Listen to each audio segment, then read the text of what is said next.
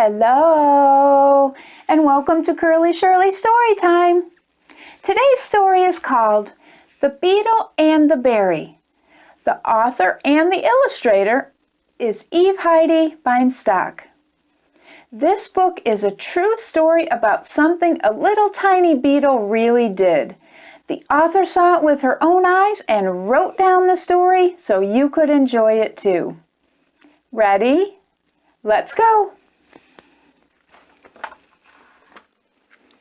Arthur the Beetle.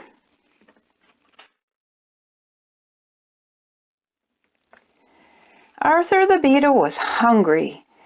Arthur was as small as a freckle, but he had a big appetite. He set out to search for food and found a large, juicy berry. It was so large, Arthur felt like a mouse next to an elephant.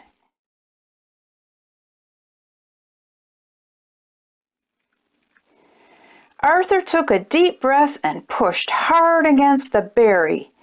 It moved. Arthur pushed again, and the berry, being round, rolled along the ground. "Great," said Arthur. "Once I get it home, I'll have food for a week."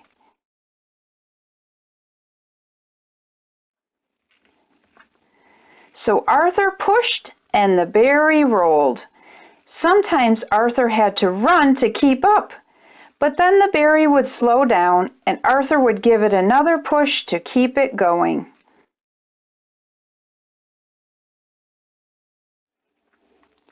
Up ahead, where Arthur couldn't see it, a twig lay on the ground with thorns sticking out. Arthur's berry rolled right onto a thorn and stopped.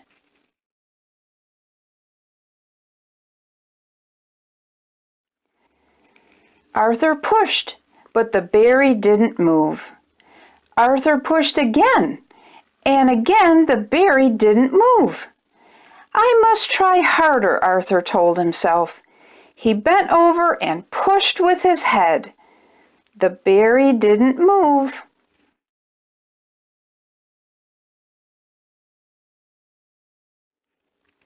Arthur pushed with his shoulder.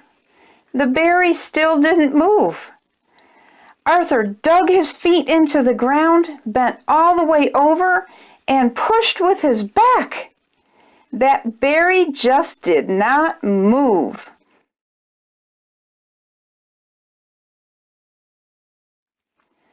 Arthur stopped pushing.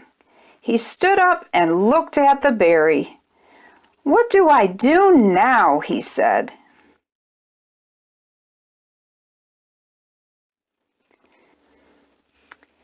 Then Arthur had an idea. He walked around to the other side of the berry and gave it a push.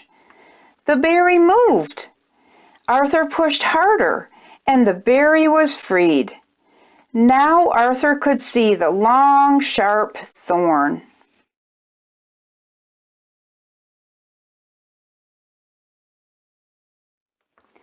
"So that's why my berry wouldn't move," said Arthur.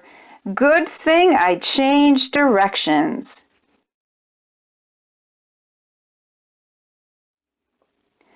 Arthur smiled to himself as he rolled his berry around the twig and all the rest of the way home.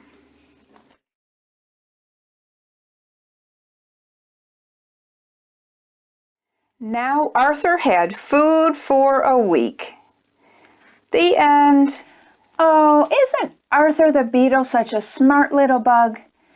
Sometimes when I get stuck on a problem, I can get unstuck by trying a different way, just like Arthur the Beetle did. If you like this story, be sure to tell your friends. And you can go to curlyshirleystorytime.com to learn how you can get your own copy. You can also find a link to the author's brand new book called The Illustrated Alphabet of Birds and all her other books. That's all for this time. Thank you for joining me. Until next time, bye.